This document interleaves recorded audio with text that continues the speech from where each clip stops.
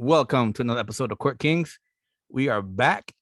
It is the man, the Court King himself, Jay. Yes, sir. The man on the mic, Paulinho. We here. Let's go. This is now your Eastern Conference preview. We know the season started. We're a little late. We pardon for our tardiness on this one, but we're to have some fun. Let's go. It's all good. It's all good. All right. So the season started off the other day. We've been watching some crazy ass games. That double overtime winner by the Knicks over the Boston Celtics.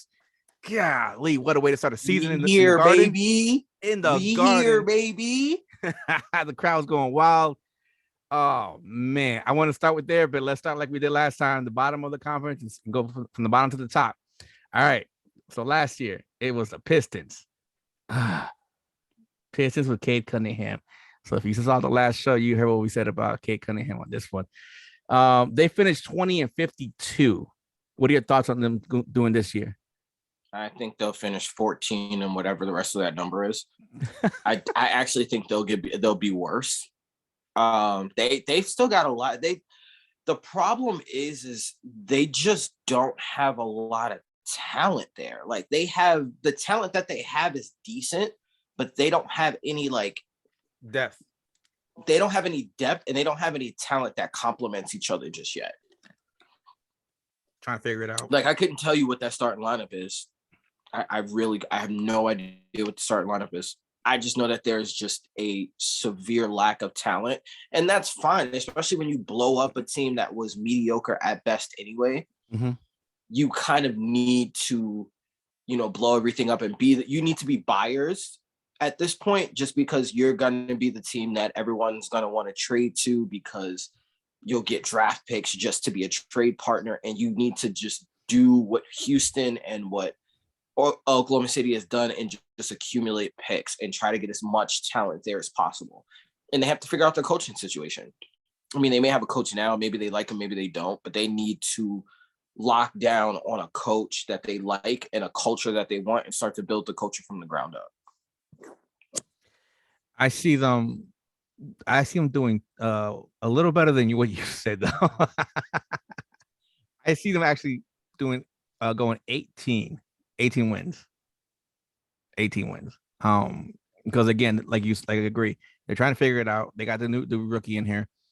I don't see much depth for them as it is. Once you get past the 5, it's like, okay, if they have a lead and the starters go down, can the bench maintain that lead? Can they hold on to it, or will it slip past them? And I feel they're gonna lose a lot of games there, and I feel bad for the coach because it's gonna be on his hands, whoever's there. So that's what our feelings are. The Detroit's gonna stay as last place, cellar dwellers, of the East. Honestly, that's kind of a team too I look at where I'm like, if you're looking for those coaching candidates that haven't necessarily gotten a chance yet in a while, like a Mark Jackson, that's like the kind of the spot that you want him in, because he's a coach and a motivator. And you kind of need a guy to, like, the way Dan Campbell is for the Lions, you need a guy to galvanize the troops, because it's going to be a rough couple of years for them. So, like, you need a guy like Mark Jackson. And as much as people don't want to admit that, the missing anthology of this magical Golden State run was the foundation that was built by Mark Jackson. Like, yeah, he doesn't get the credit for it, though. Let's be real. He laid the groundwork. Like, he laid the groundwork. He planted the seeds. He tilled the land so that Steve Kerr could come in and basically reap all the rewards. Yeah. And it's and I think they coach Dwayne Casey, which I don't hate Dwayne Casey. It's just the fact that unless you're committed to Dwayne Casey for another 5 years, then I don't see how he sticks around long enough. I give him another year, maybe, if he makes it past this one. And I feel bad because he has nothing. He's a good coach. He has nothing to work with over there. Yeah. I mean, he's got a rookie, and he's got he's got Jerry and Grant, and that's as far as it goes. And I think he has Sadiq Bey as a shooter. Like that's really it. Like he doesn't have anybody else. Mm-mm. But I mean, they'll get you some wins, but that's not enough to get you in the play-in tournament. Yeah. So. On to the Magic. Last year, they were 21-51. they got Jalen Suggs in the draft this year, which was a good pick. It was a good pick, a good player. Now, how are you gonna play him with Cole Anthony? I question the fit, but I know we did. We he's both a good did. player. Yeah, We definitely was like, all right, like if that's what you're gonna do. Like, again, this has always been my issue with Orlando is ever since Dwight Howard left, they've been starving for an identity. Like I can't really pinpoint ever since that run they had where they beat the Cavs. Like they haven't had an identity.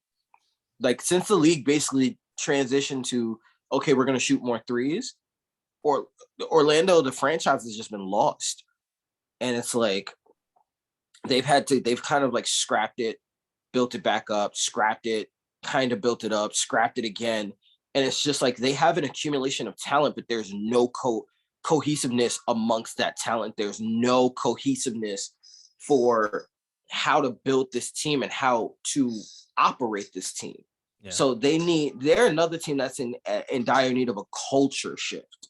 Like they need someone to come in and establish culture because they have talent, but they don't know what they want to be. So they can't even train these guys or coach these guys to be what they want them to be because they don't have an identity. Right. And they also did another fire sale last year as well. So it's 21-51 last year. Over under 20. Coach is Jamal Mosley. I don't even know who that is. Okay. He's a black coach, so I'm happy, but I don't know about that. So I think I don't think they're gonna hit 20 wins this year. They might scrap some, but I don't think they'll get the same. I think they have enough talent to get anywhere between 23 and like 28 wins. Like they're just that talented, and they're the team they're the trap team this year. Where just when you're like, oh, it's Orlando, they'll fuck around and beat you. Like they'll steal a win here, or steal a win there. They're the type of team that can either go on that is more likely to go on a 7-game losing streak than a 7-game winning streak, but they can mess around and go on a 7-game winning streak. Just for that reason alone, like they can just because you just don't know. Like you walk into this team and it's like, okay, we know they have no cohesion. They don't have really anything going for them. And then Mo Bamba hits a stride. Cole Anthony hits a stride. Then the rookie hits a stride, and it's like, oh, we just got beat by Orlando. Like that's the kind of team that they're operating right now, and that's good sometimes for morale. But again, I can't look at this team and identify like what's the hierarchy, what kind of team is this, whose team is this, what kind of leadership are we going for, what's the direction of the team. There are a bunch of question marks. Yeah, and the one person that has to come back still is Jonathan Isaac from his knee injury. So, and you don't know what you're going to get from him because he hasn't played since 2019. Yeah, and he was supposed to be the centerpiece of this team. He's really the missing piece. Yeah, and he was coming up too. He was coming up when that injury happened. Balling. He's a Swiss. He's RJ Korolenko, but with more length. Like he's that Swiss Army knife kind of player. More athletic too. So he can get to an elite level in several different places that can make the team really, really good. Yeah, he was like the last year he played, he was averaging 11, just round off to 12 points per game, 2.3 blocks, 1.6 steals, 1.4 assists, 6.8 rebounds, and he was shooting where's the field goal? 470, and went up from 429 the year before. So he's like improving. Now it's like, okay, now he's got to keep going, but he's got the injury, and with ACLs, you just never know. You could be fine, but now it's a mental thing. How's the knee? Am I gonna move it, tweak it? And it happens to a lot of players. Because he spent so much time rebounding, he didn't spend time working on his skill and becoming a better offensive player. So you lose a lot of growth in those times when you're trying to recover, which makes you stagnant in terms of skill. Yeah. And we don't know when this year he'll return. They just said he's still rehabbing that. He's still on the therapy part of that. That was as of May. So, and next we have our dear friends, the Cleveland Cavaliers. Another that team. that team is same story. Same story. It's worse. You got it's talent. Worse.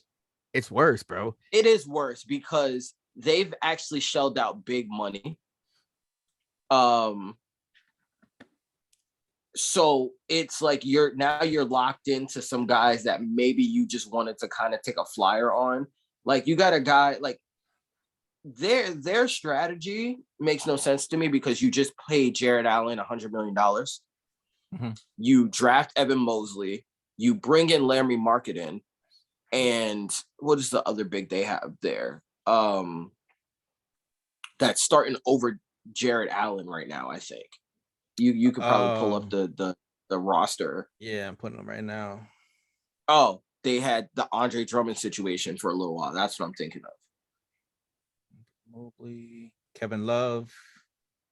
Yeah, and then you have Kevin Love, who they won't buy out. They're trying to. They got Taco. Oh, and then they signed Taco.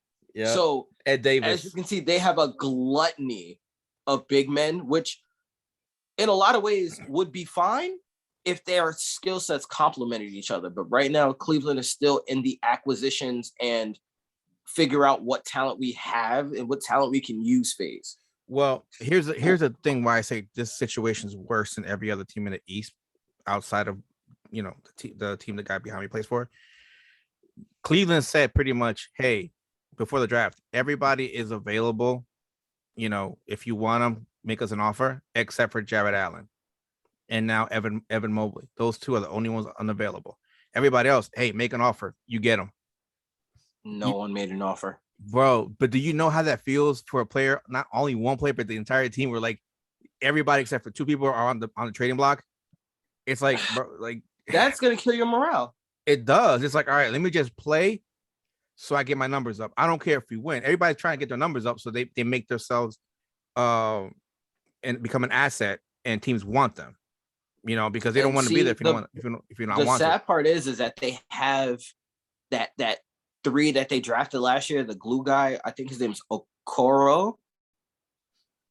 Jonathan Okoro, I think his name is. Isaac Okoro. Mm-hmm. Really good glue guy. But again, that's a guy where like if you're a young team, that's the kind of starting three you want. But if you're an aging team that wants depth, he's not a specialist. So it's hard to trade for him. You got a guy like Darius Garland. Darius Garland, I'm surprised, didn't get any offers because even as a six man, he can help a lot of teams. And for teams that are unsure about their point guard situation, Darius Garland to me is a fantastic option for a point guard because I think his natural position is point guard. He's a fantastic option. Yeah. I won't be surprised if any injuries come around that he's traded for. Because the way Colin Sexton's name is coming around as being like not cancerous. Yeah, he's gonna have to fix that soon. And like I said in our last show, if Russell, for whatever reason, Russell Westbrook doesn't work out for the Lakers, he's gonna get traded. I won't be surprised if they come knocking over Cleveland for Darius. Well, if Russell doesn't work out, it's going to be the end of this LeBron builds a team thing. Because in reality, I just found out that there are reports that came out that there was a deal in place for Buddy Hield. There was already a deal in place to go and get Buddy Hield to add to this roster. But AD and LeBron wanted Westbrook, so they scrapped that deal and put the deal together last minute for Westbrook.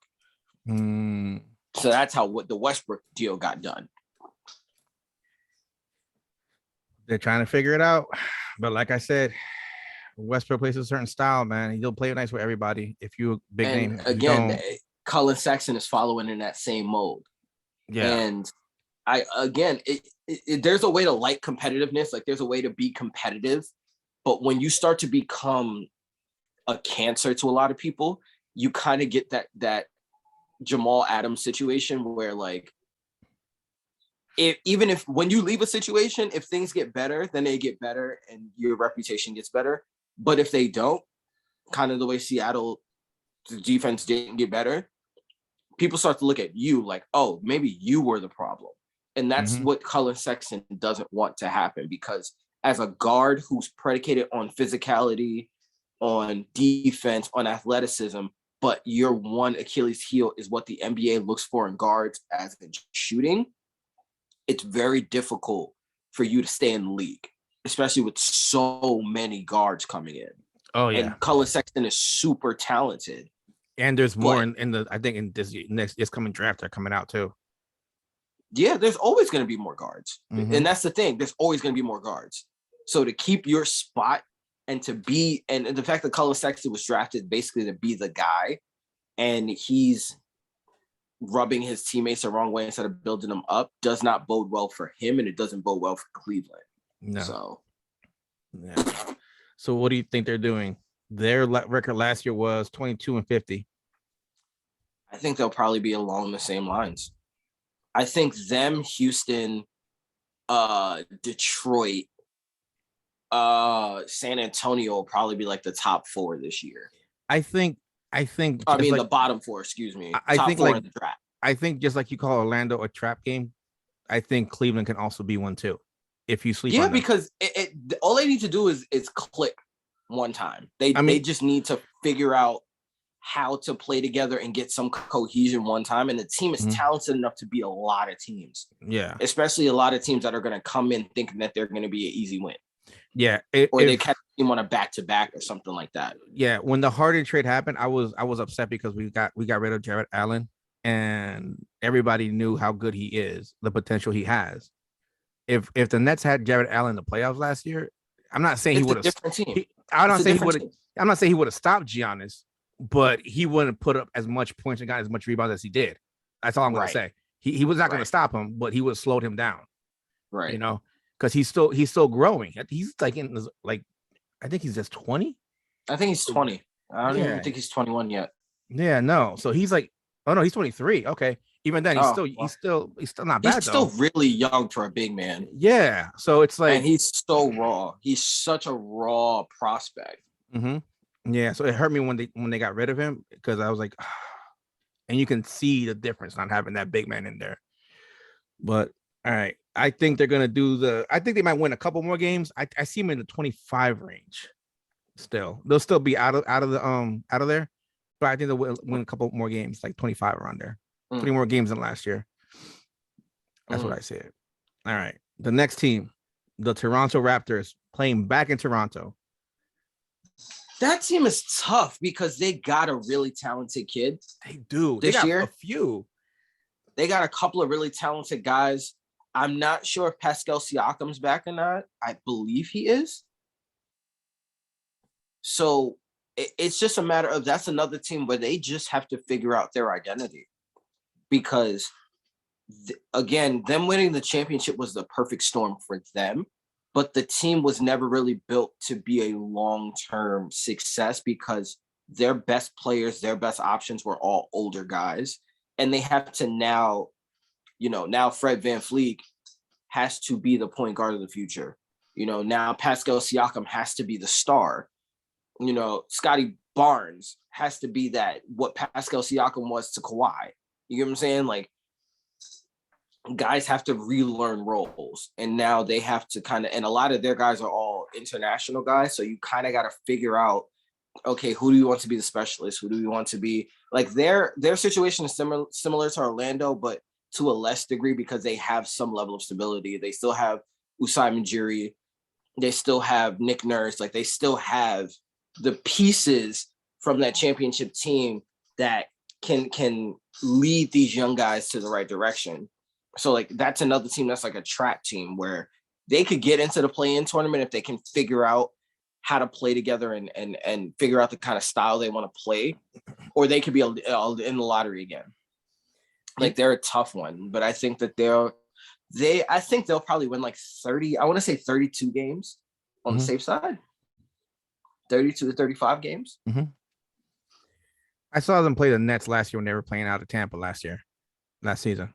And you know who surprised me? Who? The Yuta Watanabe. Watanabe he's a dog. Like, he's a baller, yo. Yeah. Like, for real.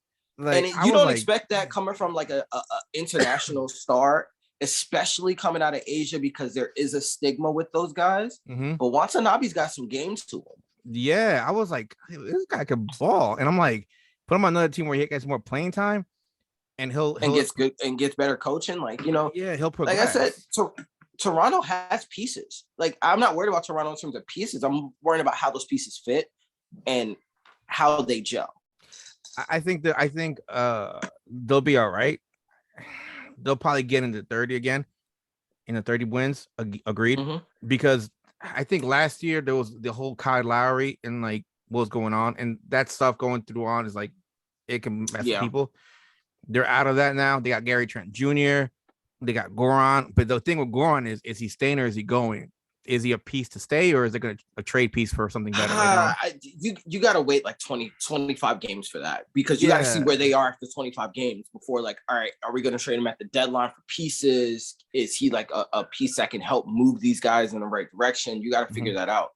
Yeah. But And again, that's a team where like, like, could they be good? Could they not be good? I won't be surprised if they fight for that last spot for the play-in tournament. Yeah. And they just miss out. Right. They're one of those teams that they can because in the East, you have to remember the East, you have like the top 4 teams, and then you got 5, 6, and then everything else is like from 7 to like 9 or 10. No, wait, from 7 to like 11, 12 is intershiftable. Yeah. And I think this year it's going to be worse. Like, I think they're clearly 2 top teams, and depending on how Philly runs, there may be 3 top teams, and then from like 3, 4 to like 9, maybe they're all interchangeable. Like the middle of the East is tough this year. Like, you're gonna have to really win the games you're supposed to win, and it's gonna come down to who can win those matchups. Like New York, Miami, yeah, like Atlanta, Miami. Like those matchups are gonna matter so much more this year when it comes to seeding, because those are the ones that you're gonna have to fight for, and that's why I'm looking at Toronto. Like, maybe they'll win because, they have the talent to kind of be in the mix for the bottom half, but because so many teams are getting healthy and so many teams are going to come in and they've just gotten better just based off time, it's going to be tough for them to maintain even where they are now and not get knocked down a little bit more. Yeah. I mean, it's tough because like going to the next team, the Bulls, they've improved themselves, and they were 31 and 41, and they were just like outside by 2 games.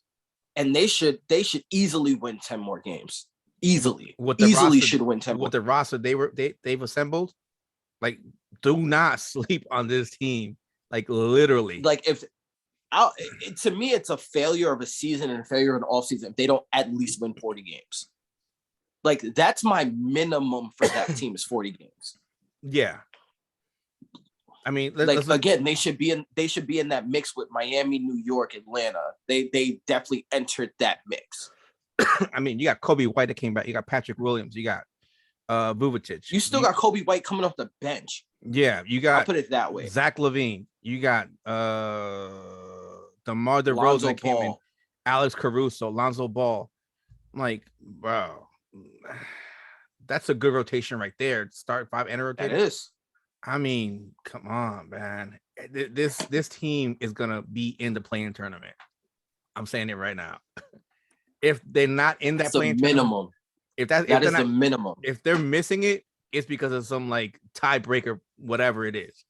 But they're gonna not even if they're missing it, it's because of an injury. Because I have them as like a number 5. I think they'll be a 5 or a 6. At the end of the day, I have them at 7, 8. Okay. I have them 7, 8. I could understand the 7, 8 though. Like, I can understand the 7, 8 because you may have a bunch of teams that win 42 games, and it comes down to matchups. Yeah. So I can understand it. But I think that they should be able to edge out that bottom tier, and they should be able to break away a little bit. Oh yeah, definitely. Because again, they should be They should be the middle of that should be Miami, New York, Atlanta, Washington. them. I still have Washington kind of at the bottom tier, only because of fit for some of their pieces, but we'll get to that. Mm-hmm. And Indiana to me is a suspect part. Is like Washington, Indiana, Charlotte. It's like that bottom tier where it's like they could definitely move up and they can make things interesting. An ankle, to me, Indiana, Charlotte, and Washington are an ankle roll away from going from playoff contender to like the bottom of the pack. Lottery. Yeah, lottery. Mm-hmm. Yeah. So the next team, which is going to be talking about, is Lonzo's brother's team, the Charlotte Hornets, with or like Darius likes to call them Chino Hills Hornets. That's what they feel like, and that's what they play like. And you know what? I'm gonna. I was the guy that was 100% anti LaMelo when he came out last year. Mm-hmm. I'm gonna say this: the amount of exponential growth that he had, even with his injury last year, is something I would have never seen coming. The fact that this man just did what he did last night or the other night, where they were getting smacked up. Like I saw the first half score, and I'm like, yeah, they might be in trouble this year. And for him to lead a 26-2 run and come out and play the way he played, I think he had like 31, 7, and 6 or something in the second half of that game and lead to that win. I'm like, okay, sir, you definitely have my attention. Like he has my respect and my attention. I'm like, okay. If he continues, he's gonna have to play like that though. But my concern is not necessarily on the basketball court, but the fact that they couldn't come to a deal with Miles Bridges for an extension is very concerning to me, because Miles Bridges is 100% sure Robin, and it's his favorite target. And if you can't lock that guy up, you're really hurting the trajectory and the comfortability of this team, because now you have a guy that's going to just go out and be like, all right, you don't want to sign me? Cool. I'm going to prove you wrong. And that could actually be detrimental to your team. Like in some cases it could be good, but in some cases it can hurt your team, because now it's all about the me and not about the we. Yeah. Well, you got Gordon Hayward there too. But the thing with Gordon is he's injury prone. It's like Gordon Hayward ain't been Gordon Hayward since Utah. So, well, the thing with him is like he'll show you flashes like last night or Wednesday he poured in 27 points, but then it's like, okay, when are we getting that again? And that's the issue, is consistency with him and the injury. And the thing is too, nicks and knacks here. And that's the thing. It used to be like he used to be able to give you a loud 20.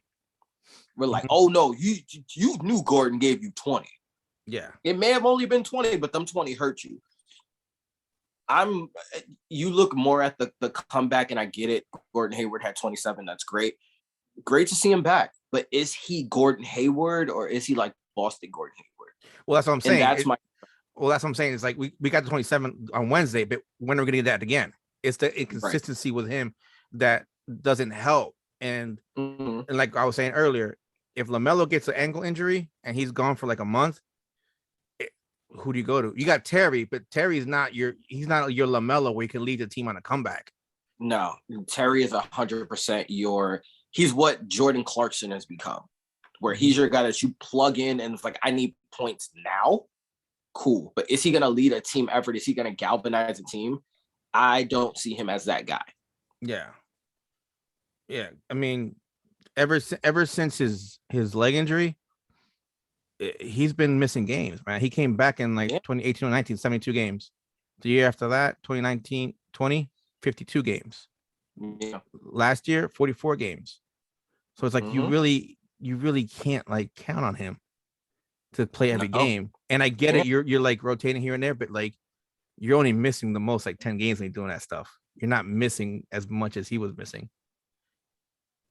You know? So that Charlotte team is one that I think they're gonna fall out of the play-in tournament, because I just think that they don't have enough with LaMelo, and I think Bridges is gonna be he'll be there to help him, but it's just not enough. It's not enough. You know what? I think the problem with Charlotte, and I think their problem is going to be, they're just so young that even with the improvements they make, because everybody else is also improving, they're either going to be stuck where they are, or they're going to go up maybe by one to like the 9th seed, or they're going to fall out. Like they're not going to be able to get above that ceiling of that 8th seed, the 7th seed. They're not going to be able to crack that ceiling just yet, just because they're so young. And they have to now worry about maintaining talent and keeping talent in-house and allowing that talent to grow. And not re-signing Bridges is a first step in a very bad direction. Yeah, and they have to find a way to bring in veterans to help them, but like good veterans, like bringing in Terry was a good idea. Bringing in Terry is good. Yeah. That's a good veteran you want to have on that team. You know, they got to bring in two more. You know, it's just going to be hard for them, because at the end of the day, like Charlotte is nice and all, but for veterans, you got to trade for them almost to make sure that they're there, and then convince them to stay. Or it has to be a guy that's going to be on a proven deal that knows he's going to, you know, get minutes over some of the young guys, or a guy that's at the end of the road and it's just like, you know what, I like these players, so let me just kind of go there to help them. Like you're gonna need you're gonna need the right type of veteran for this team to come in and actually help them. Yeah, because it's not your ideal trade destination. It's not your ideal free agent destination. No. And they got Kai Jones, which is a good draft pick, but you need, again, a veteran to you know, guide him. Hey, you want to when you're down low, do this or whatever to help him out. Who do you have? You know, teach them. They don't have anybody right. They need somebody, because it just helps out, you know. So I just think that they have the pieces. They just need to find veterans to get on that team to help the youth to grow faster and learn some more to make them playoff contenders in a couple years or so. Until then, they're going to be teetering between the play-in tournament at 9-10 or looking in at 11-12. Or oblivion. 9-10 or oblivion, pretty much. Yeah, because if not for that play-in tournament, you could just say they're not making the playoffs. Right. You know. All right. The next team, your favorite. What's your favorite small forward? Sabonis. Little Sabonis. Domantas Sabonis. You talking about Indiana? Yep. My biggest thing with Indiana is, you know what you're gonna get from Sabonis. Sabonis is on the borderline. He's one of those guys where he reminds me a lot of like the type of impact that Jermaine O'Neal had on that team, where he's a star, kinda, but he's not the star. Like you need a Ron Artest type. You need a Danny Granger. Like you need somebody else. And that guy was supposed to be Oladipo. Didn't happen. It's supposed to be Caris LeVert, but Caris LeVert is like a walking freaking medical nightmare. Yeah, but when he balls. Oh man. So, and that's the thing. He's one of those guys where it almost kind of reminds me of Tracy when Tracy went to the Rockets. It's like you're hoping that he gets healthy, because if he gets healthy, man, that team is set up. Because they got Malcolm Brogdon, they got some pieces there, they got a good coach, Chris Duarte. They need care. Yeah, they just drafted that rookie. Homeboy had 27 on his opening night. Like they have the talent, and that place is, when Indiana is good, that place is tough to play. That the field house is tough to play. I don't give what nobody say. It's hard to win in Indiana when that team is good. But they just need that guy, and that guy is Caris LeVert. But he's got it. Like it's a health thing. Like if Caris LeVert can be healthy, like I said, they right back in the mix. They're right back in the mix, because Sabonis is gonna give you, like, Sabonis is a dog for real. It's a double-double. They can figure out Miles Turner thing. Yeah, if they can figure out the Miles Turner thing, this is another guy. Like I hate to say it, like he's so freaking talented, but he needs a fresh start somewhere else. Yeah, because they just don't know what to do with him. They don't know how to put him in place to be successful while making everyone else around him successful, because he's so talented. His skill set covers so much that putting him on the court takes away from a lot of people. And the thing is, you can't. Him and Unfortunately. Sabonis can't play together. They're like almost the same position. No, because not they position, play but like similar same roles. Yeah, and that's the problem. And I get you want the talent, Yeah. and you have to be careful. And that's the problem I have with Philly. And I always tell everybody, I was like, I said it long ago, Philly can't have Ben and Joel. And they're like, why? I was like, because they're both inside players. Joel developed the jump shot before Ben Simmons did to take his game outside, but Ben never did that. So now it's like when you have them both in there, Ben has to pull out. I mean, not Ben, Joel has to pull out just to let Ben go inside and score. If not, Ben ain't getting no buckets. They weren't able to play, and people don't get that. What the biggest thing people don't understand when it comes to team building is there is a stage in which you build a team where you acquire enough talent, but now you have to figure out how that talent fits. And if that talent doesn't fit, no matter how talented the player is, you have to get rid of it to give way to who you think has the highest potential. It's what happened in Minnesota with Al Jefferson and Kevin Love. Golden State with Steph Curry and Monta Ellis. And Monte Ellis. So, like, at some point, you have enough talent. Now you have to figure out how to maximize that talent, and the talent that you can't maximize, or the talent that hinders the greater talent, you move it for assets to add to complementary talent. And that's where Indiana is. They're at the place where they have to add complementary talent. Yeah. And in doing so, they have to get rid of Miles Turner. Yeah. And I think what they're trying to do is they're trying to figure out what they need when they trade Miles Turner. Yeah. I don't think they want to just like give him away for anything. If they need a shooting guard, if they need a point guard, they're like, all right, this is what we need. No, I know. I'm just saying, for example, they don't. Like, those are the two things they don't need. No, I know. I'm just throwing out examples. Malcolm Brogdon. Yeah, the only thing I can say they're probably going to get is a 5, but that's like a rebounding specialist. Well, even still, because of the way small ball plays now, you kind of need a Rudy Gay type for them. Like, you need a 3-4. You don't need a 5 because Sabonis can be your 5.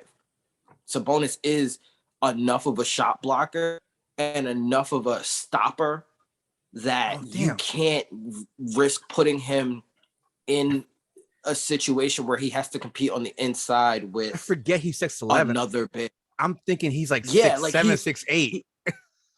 Because he plays like he's 6'8", 6'9". Yeah, he has that kind of game. Yeah, but he's not that guy. He got it from his daddy. If you trade, that's what I'm saying. Like, bro, that gene pool is talented as heck, and it's not like they're not just genetically gifted. Like, the things that Sabonis is good at is effort and skill. Like, those are things that you train to be good at. Yeah. So if you're gonna go out and you're gonna move Miles Turner, for me, it's not even for a star. It's for a collection of, like, they need bench players. They need guys that are gonna come in and complement what they have in a situation where Karis LeVert isn't there, or a situation where you have to take a certain guy off the court. Now you're gonna bring in other guys and potentially draft picks and draft capital to go out and get guys that can help complement your core group of players. Yeah. But again, they really can't do that yet, because now they may have to figure out, all right, do we have to move Miles Turner to try and potentially get a star forward, or do we have to move him for pieces and assets? And I think that's probably why they haven't moved him yet. Yeah, and I'm trying to figure out if he's going to be packed with somebody else. You know, like maybe move him and another guard, maybe. You probably could move him and LeVert. Maybe. We don't know. But the thing is, they have to be careful they don't give up too many pieces where the team now loses some, like, firepower. You know what I'm saying? Or some of the bench they have. Yeah, but it really depends on who you move, because, again, we aren't necessarily in the era of the star 3s anymore, because all your star 3s are now star 4s. So it's tough. It's tough. Yeah. So for me, what do you see them going? Funny enough, and this is gonna sound crazy to me. This is gonna sound real. This is gonna sound real crazy. So bear with me. What do you think of Ben Simmons fit for that team? He'll actually fit, and the reason why I say that is because he's not being required to take the shots. If Durante, the performance he put on game 1, if he continues with that, plus you add Sabonis in there, plus you add and then you have Malcolm. Brogdon. Yeah, You have Malcolm. Brogdon. Ben is just like, hey, just defend the perimeter, play your little inside game, whatever. Don't worry about the jump shot. We have everybody else for that. You know what I'm saying? Just play facilitate. Yeah, and facilitate. That's it. The only problem is you would have to put, in order to make that happen, you would need a 3-team situation, because them getting Miles Turner doesn't make sense. Well, the thing too is Philly needs to bite the bullet, and we'll get to that later. You know, right? We'll get to that later. All right. Because again, you look at a team like Charlotte for Miles Turner. That's not a bad move. No, because then you can slowly bring up Kai Jones. He's not forced to play, and even though he didn't play the first game, which I'm surprised, we got Miles Turner in there, and Sabonis. Let the kid get in there and bang a little bit, at least for 5 minutes or so. You know, get his feet wet. And Miles Turner is a shooter for a guy like LaMelo. He's an athletic guy that can finish above the rim, but he's also a shooter and a shot blocker. So he rebounds, he shot blocks, he shoots threes, he finishes on the inside. Like he would definitely give LaMelo a bona fide number 2. What would you think about Miles Turner for Gordon Hayward trade swap on that one? Maybe find other ways to balance. That's not a bad move. To balance the contract. It's not a bad move. It's not a bad move, and it puts Gordon Hayward back in his home state where he's comfortable. Yeah, and he's not. It makes sense for both sides, honestly. And the problem, I think, when he went to Charlotte was he was kind of asked to be the man, and I don't think he's that type of person. Well, that's what he wanted when he left Utah. That's why he left Utah. Yeah, but he's not that type, bro. We know that he's not that type. He's a Robin. But again, he's a Robin now that he broke his leg. If he didn't break his leg, he was definitely a Batman. Oh, he was. Yeah, he was. But he was definitely a Batman. He was on his way. His leg, but yeah. But unfortunately, you know, his ceiling is really capped by that injury. Yeah. But again, you go to an Indiana team where all you're asked to do is play tough and hit shots. You may see a little bit more of that old school Hayward. You may see a little bit more of that, but he still doesn't have to be the guy because Brogdon can hit shots. Sabonis can hit shots. All they're asking him to do is to facilitate and to play defense. If you're watching, just to let you know, we have a podcast with our other buddy, Benny, the Heel Heat. Every time we record something on there, shit just happens to come around true. I'm just saying, if this trade somehow happens around, you heard it here first. Haywood for Turner. We're just saying. We mentioned some stuff like that. It just comes out. Things just happen. That's all I can say. Yeah. So remember this. All right. I see Indiana like Charlotte. They're like bubble team.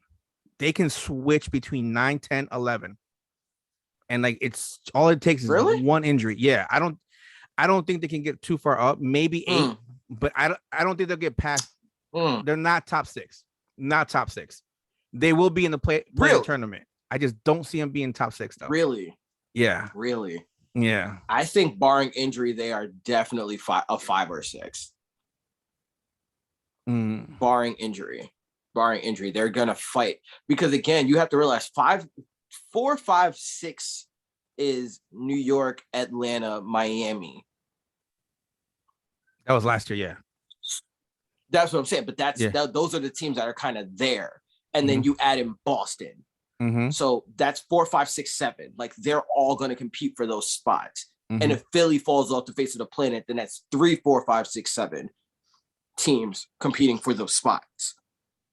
So the only way to get in is you gotta beat out one of those teams. And I think they have the talent to do it. And that's kind of how you have to look at it. It's like, okay, who's going to beat out one of those teams? Because those teams are going to be there. But somebody's going to be the odd man out. Yeah. It's going to be Indiana's going to be a team to watch. The East is going to have the East is going to have a lot of teams to watch. To me, Indiana's one. They got a lot of icing on the top. They got a lot of icing on the top. They got a lot of teams at the bottom, but that middle's got a lot of meat. They're better equipped to make a run than the Hornets are. Yes, absolutely. And I'll just put it that way because the Hornets, it's pretty much LaMelo, and then it's like, okay, you have inconsistent Gordon Hayward. You have Bridges, who is trying to is young. he can ball out, but I think he's a little annoyed they didn't give him that extension. So it'll take him a little bit, maybe another week or two, and he'll be like, you know what, let me ball out, and then you have to pay me. If not, somebody's gonna pay me. And that's the thing. The thing you have to realize too is somebody's gonna pay him. Oh yeah, and he no doubt. He could very much be a guy that you see moved at the deadline. So it's like, there's also that. Unfortunately, he's a guy that you definitely could see get moved at the deadline if he starts to become very unhappy with what's going on. Yeah. Moving on, the next one is the Washington Wizards. This one is tough, bro, because it's like the Wizards don't necessarily have notable talent. They have sneaky talent. Yes. Like that kid, that Gottfried kid, or I don't remember, Gafford, that center that they just got. Dog. They just paid that man. He's a dog. Oh, Montrezl Harrell, dog. Spencer Dinwiddie, dog. Hachimura. Like, they have Hachimura. When Hachimura gets his head right, Hachimura is a bucket and a half, and only gonna get better. Mm-hmm. But the problem that I have with them is it's like Kuzma. When is it all gonna click? When is it all gonna click? Like, when is it gonna click? Like, is it gonna gel? And I feel bad for Bradley Beal. I do. I'm like, bro, I want him to win. I wanted Bradley Beal on the Nets before the Harden trade. I was like, if we get him there, I'm like, cool. But then we got Harden. I was like, I saw the way it clicked. I was like, all right. I wanted him on the Knicks. I wanted him on the perimeter with freaking RJ Barrett. Like that one too. I was like, if you can't give me Donovan Mitchell, give me Bradley Beal, bro. And I'm gonna say this right now. If the Nets could pull off a trade, if they want to trade Kyrie, go send them to Washington. Get Bradley Beal in. Keep Harden at the point guard. Taking that deal because they know Kyrie ain't never gonna play for them. Even though being in Washington D.C. would help his cause, but he's like right there, not too far from home. But I mean, I would love to make that trade because then you keep Harden on the point guard. You know what I'm saying? And you're not forcing everybody would love to make that trade, but that trade ain't happening. I know. So, and here's the thing: they pay money for Bertans as well, and yeah. So it's like they're a team that almost has to click. Like they have to work.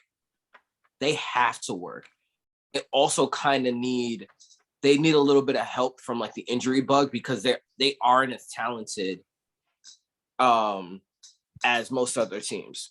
They aren't as talented as the teams above them. No. So they need to win tough games. Like they're gonna have to be a team that wins out tough. And they got the front court. They got Montrezl Harrell. They got Hachimura. Montrezl comes off the bench. That's a crazy thing. I know. And so they have physical front court to help them. Mm-hmm. You know what I'm saying? So if you're playing Washington, your front court, you better have the ice packs ready. You better come crazy because seeing them play the Knicks and it was preseason. Like them boys, they get going. That's why I said I tip my hat to them. Like it was preseason and we was out there fighting. Real. I'm like, damn, bro. I'm like, better have those ice packs ready, bro, because I don't know what to tell you. Yeah, bro. Harold don't play. You better have that cryo machine. Hachimura don't play. You better have that cryo machine plugged in, ready to go as soon as that whistle blow, bro. Because that's gonna be a dogfight. Like you're gonna be in for a long 48 minutes, bro. Yeah. So how do you see them doing though this season though? Last year, that's the thing about them. Like they could be 5-6, or they could be 11, 12, 13. You know, like there's just that's to me is their range is 6 to 12. Okay, you have them a little six higher. It's 6. I have them at. I have them in because the again range. Because I feel like they can gut out wins. Yeah, I have them in the playing range. It's not like. To me, 6 to 12 is the playing range because no. The playing tournament. 5-6 playing tournament 7 to 10. I understand. Oh, I know, but the reason why I say 6 is that team where you got there because you got a tiebreaker, not because of your record. You got there because you got lucky.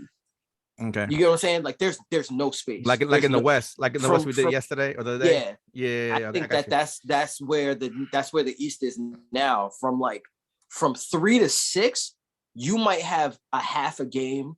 You might have a couple of of shaky, like we want to match up back in like December, so that's why you got there.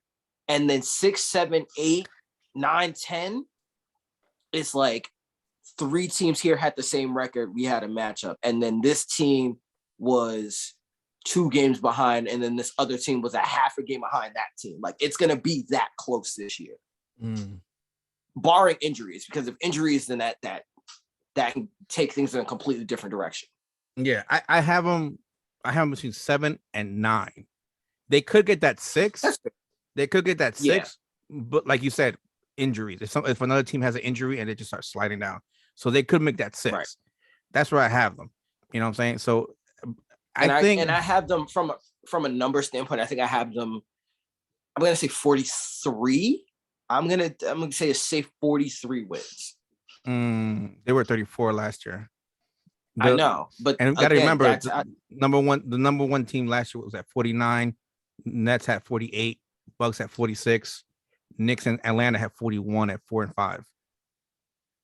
The reason why I'm making these predictions is because I think that the East is going to win a lot more games than the West aren't. Like the West are going to actually lose a lot more games this year. Oh, you feel it? That's how you feeling? Because usually you have the West, you have the lower end Western teams winning against higher end Eastern teams, and that's why you have that disparity. Right. But I don't think that's going to happen this year. I think the East is going to win a lot more games against Western Conference teams and against the West teams that they should beat. Yeah, which is why I think, because I actually think the West is the worst conference right now. Like of the two, I think the West is worse. I think the top of the West is good, but the top of the West isn't deep. Is my issue. The top of the West isn't deep at all. No, we had it. We had it because I could see. We said Golden State. Who was that? Golden State, Lakers, and who was the other one that we said? I think was that Phoenix or Utah. Those are the top 3. I said Utah. You said Phoenix. Those are the top 4. Those 2 teams are prime examples. Those 2 teams are prime examples. Like I can see the Wizards beating both of those teams. I could see them. I could see them being Phoenix. I could see them being a dogfight with the Jazz. It can go either way. You get what right. But I think at the minimum they'll split, and that's what I'm saying. Like those 2-0 sweeps, like those little sweeps aren't going to be there this year. So that's why I think the East is going to have a lot more wins in the win column, and the West are going to have a lot more losses, which is what's going to affect the standings more. Yeah. That's why, like, I can say, like, you can be a 60 and still win 43 games kind of situation. Yeah. Because usually you'll have, like, the end of the playoffs where you'll have a team that wins 37 games sneak into the 7th. Oh, it's the East. That's why. I don't think that's going to be a thing this year. No. This year is going to be tough. This year is a lot of switcheroos. So, like, and going to the next team, like I think, like we said, Eric said, where we think Washington's going to go, Boston last year was in 7th. They had 36 wins, but we were forgetting the injury bug hit them too, like bad. Like that injury bug smacked the holy hot. Like they smacked the hell out of Boston last year. Boston's not a seventh seed team at all. They're like Boston is a 2 to 6 maybe. 2 to 5. And 6 is pushing it low. I'm thinking 2 to 4, but like give or take a couple of trap games, they may fall 6. But they're a top team in the Eastern Conference. Yeah, or at least in terms of talent, anyway. When they're healthy, which their issue that was their issue last year, because Tatum got COVID, so he was out for a long period of time. Then Jalen hurt his wrist; he was out in the playoffs. So Tatum pretty much put on a show in the playoffs, still recovering from COVID. And the thing was, he was having issues with his breathing and stamina. It wasn't like it was before he got sick. So he was trying to come back from that. He said, last I heard, he said he was back to normal. Are you looking at these scores at halftime? No. Literally 2-point separation from like every team. And Philly's smacking the hell out the Nets right now. See, this is what I'm talking about. Is right now, like the East is such a dogfight. It's like you're not really going to know how the East is going to shake out to like 30 games in, where you get like a pretty decent hierarchy. And I still think teams are going to be separated by a game, 2 games, half a game.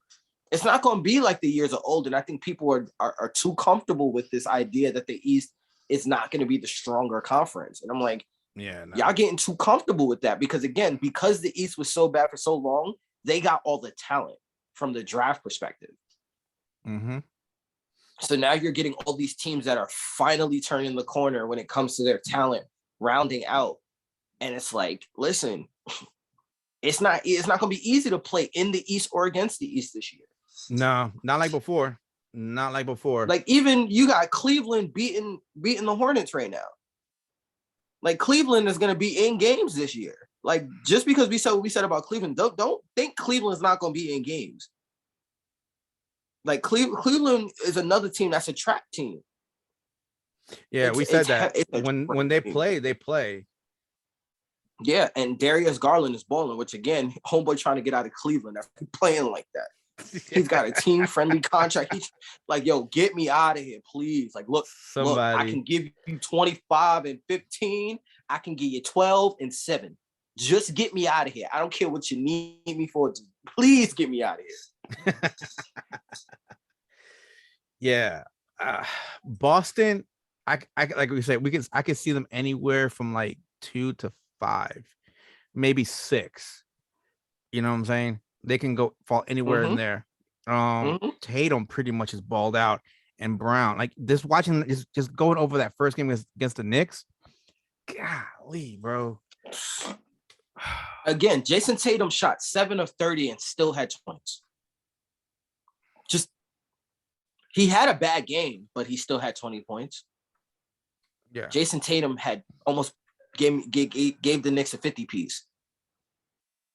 And it took 2 overtimes for the Knicks to end that. Yeah. And Smart hit that tying 3. And again, now Smart has the security of being the starting point guard. He's just going to be Marcus Smart, which is what he does, is hit big threes and play big time defense. Mm-hmm. And that in the playoffs, that's what you're going to need. And down the stretch, that's what you're going to need. So if he stays healthy, there's not a lot of guards that are going to be able to hang with Marcus Smart. No, and you got Dennis Schroeder coming off the bench, and you got Grant Williams. It's like we're not going to talk about that first. We're not going to talk about that first thing. Grant Williams, though. Wait. He reminds me of a way more athletic big baby. I got a funny story with Dennis Schroeder, though. No, because of his jersey number. So my man tried to get the fans involved in picking his new jersey because his number is 17, but somebody has it on the team. I can't remember who it is. And they wouldn't give it up for him because like, all right, I pick another number. So he asked the fans, hey, whatever number you guys unanimously, the majority votes for, I will wear it. The man's German. He's a soccer fan. So the fans, just to troll him, picked 96 because that's part of the name of a team. That's the rivalry team for his home team back in Germany. Once he saw that, he was like, nah, it's all right. He flipped the number. He's out. He's 71. Disrespect. I was like, damn. They really came for homeboy. They really came for homeboy. I was like, damn. That's bad. And that's the thing. Boston can go from 2 to 4, 2 to 5. But again, if the injuries come in like last year, they can fall down to 7, 8, maybe even 9. Or the bench just doesn't produce. And that's the thing. Their weakness still is the bench. And the bench will get better once Al Horford comes back and Robin Williams can now play off the bench, or Al Horford can come off the bench. So the bench is gonna get better, but the bench is where you really got to look and be like, all right, so where's the production gonna come from? Or do you have to stagger Jaylen Brown and Jason Tatum's minutes so that you have somebody on the bench that can produce? And if that's the case, then you're running those guys down and you're not giving yourself the best night in and night out to games. I think they may do what the Nets did last year when they had all 3 of them playing. Stagger them. Yeah. So like they'll both start and then maybe they'll let Tatum get a rest, have Brown play for another like 7 minutes, whatever, before they sub him out for Tatum. That way, one of them is on the floor Mhm. consistently. That's that one. And at one point or another, they might play together for a couple of minutes or so before the one gets subbed out. That's the only way. But the thing You're again gonna is need them like, both for the only thing that's gonna hurt you is you're gonna need them both for the fourth quarter. And you do that, like you're gonna have to rest both guys at some point. yeah, then that's the thing. You're running the risk of again making them making them rest, towards close to the halftime, maybe beginning the third Mhm. quarter, so they're fully rested for the fourth quarter. You're also running the risk of burning them out at one point or another, and they have to take the games off. Mhm. Where at that point now you have Mhm. the rest of the team have to play, and you might lose majority of those games, if not all those Mhm. games. So So yeah. I mean, they that's something they still got to work out, but they're talented enough at least to be a top team in the East. Oh yeah, you can't just ignore them. You know what I mean? Yeah, Um, so going on to the next team is the Miami Heat, which I'd like to see where this got better. comes out to, because They they got got better. better. They got better with Kyle Lowry, but the big question is Tyler Hero going to get over what happened last year and go back to how he was playing before, the year before that? That's the big question. I mean, based on the first game, I would say yes. But we gonna see come January, February, March when you really just you need him to be like he took it as a slap in the face that he's not considered in that conversation with Ja, Trey Young, Luca. He took it as a slap in the face. And that's good. That's a good thing. Like you're Yeah, supposed to think you're that dude and that guy. you But if want you that, think you're that guy, then be that guy. right? Like be that guy. Where if Jimmy Butler is gonna come at you, then like, yo, bro, like I understand that this is your team, but like give me the ball. Yeah, and the And thing is, they I protected him guarantee you, too. if he's proven it night in and night out, then Jimmy's gonna be like, all right, bro, I got you got it. Yeah, I've been told you was a dog. I was waiting for you. yeah, and they were taking care of him because I think there was a point. There was rumors that they were trying to like maybe ship him out. Right. I don't know if the rumors are right or not, but I know there was like nope, I nope, mean, nope. you never really know, honestly. No, you don't. Um, I have Miami with Mitch. the improvement. They're good. They're not going to be at the six. They're fighting between three, No, 4, and 5, no. and 5 is the lowest. Yeah. 5 is the lowest. Right. That's throwing in injuries and, But and other again, things. it's I don't even that's the thing that I can say about that is that 3, 4, and 5 spot. Again, it's a dogfight. It's between the Knicks, the Hawks, and them. Yeah, but At here, this and Boston. but And here's Boston. Those are the teams I'm looking at yeah. where Before I I'm go, like, I could before see them getting a 5 just because maybe they had an off night and lost one of those matchups. But like those are the games that are really going to determine where everybody ends up at the end of this whole thing. yeah. Before I go to the Hawks. Where do you have Miami going at?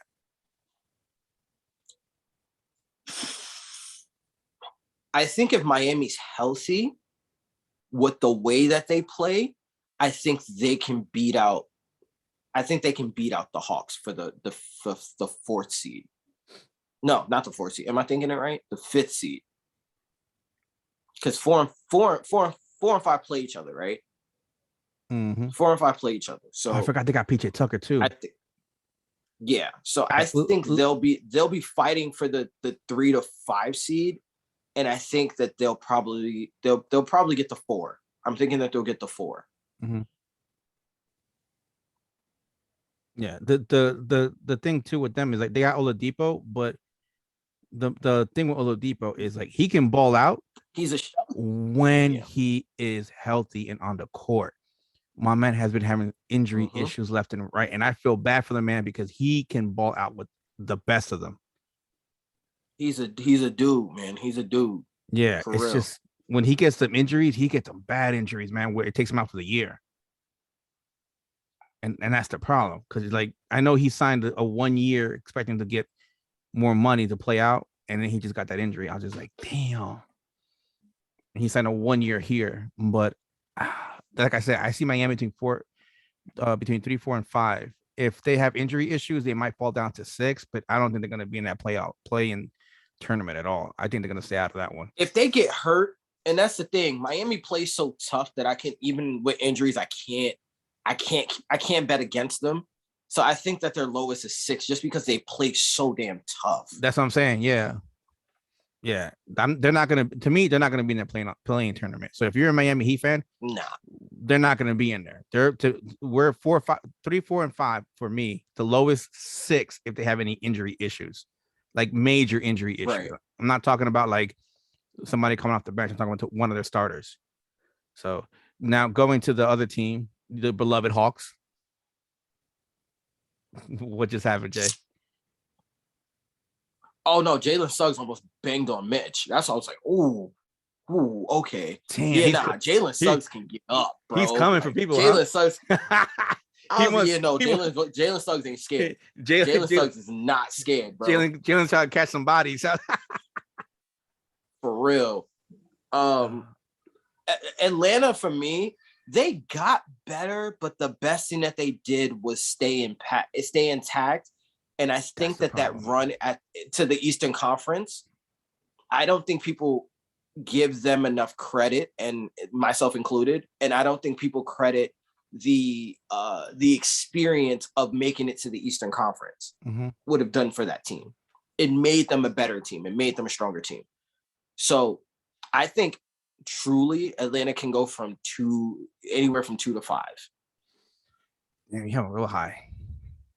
I do have them high because of how the Nets are playing right now. Yeah, that's why.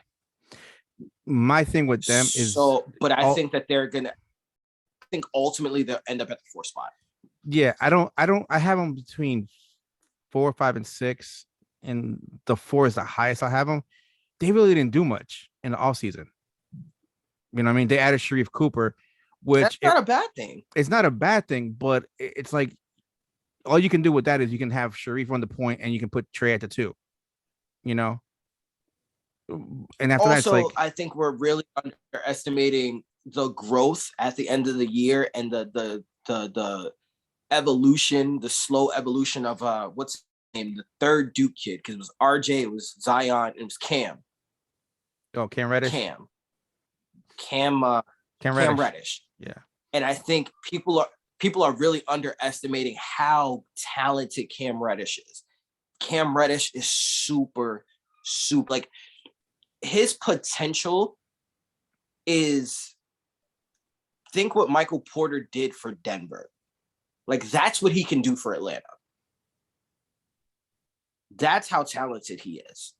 If he starts to click, Atlanta is a dangerous team to repeat to the Eastern Conference because Cam is that damn talented. But see, do I think that's going to happen this year? No, I don't think that's going to happen this year. Here's my thing. No, I don't. Atlanta beat New York, but there's a lot of issues there. And I think, right, you know what I'm saying? But I think New York fixed those issues. And so if they play it again in a 7-game series, I don't think Atlanta's going to win. I honestly don't think they're going to win it. And when they played the Philly game, that series was a cluster because of Ben. If Ben was in the right set of mind, they should have knocked them out like in 5 games, 6 games the most. It shouldn't have gone to 7. Also, I'll even go as far as to say, if they play Miami, I think that's a 7-game series that comes down to the wire. Oh, Miami and Atlanta? Just because Atlanta's that talented, but Miami is also so tough and so physical, and they run so hard, and that's the type of team that will attack Trae Young. And again, you take their greatest weapon out, like where does their offense come from? And that's the thing that you notice with Atlanta is if Trae Young's not on, and if Trae Young's not being Trae Young, and you get physical with Trae Young, and you take away, like you have somebody on the inside that can take away his floater. Trae Young, if you can neutralize Trae Young, that engine that is Atlanta does not hum. It doesn't. It just doesn't, and that's what Milwaukee kind of did. And that's why I said Milwaukee neutralized Trae Young. And that's why I worry about them, because of the fact they didn't add like a Robin to him. Yeah, you have what's his name, the forward, John Collins. You have John Collins in there. John Collins, and Clint Capella, but they're not To me, John Collins I is don't good. put Capella in that conversation. Collins is good, but he's not a Robin. He's your power forward that'll get He's you buckets and you get you rebounds. But if at the end of the right. He's game, not a guy that's gonna come in and create. He's not gonna go in and create for himself. He's not a guy that's gonna take over the game where you just give him the ball and move the hell out the way. He's not that guy. yeah, Capella At least not yet. Yeah, Capella's your rim protector. If you get a double Yeah. double from him, like 10 points, 12 points, and 12 rebounds, great job. You know what I'm saying? You got But again, a lot. also I worry about his motor, and I worry about because teams are getting so savvy at getting bigs in foul trouble.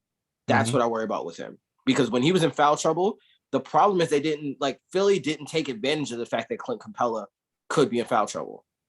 Like Ben didn't take advantage of the fact that you attack Clint first 2 quarters and you get him in foul trouble to make them have to not guard you. Now you have Collins playing the 5 and Joel can eat.